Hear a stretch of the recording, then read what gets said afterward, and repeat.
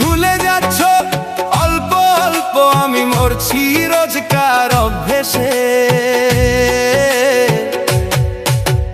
কেমন করে পর হয়ে গেলে এতটা ভালোবেসে।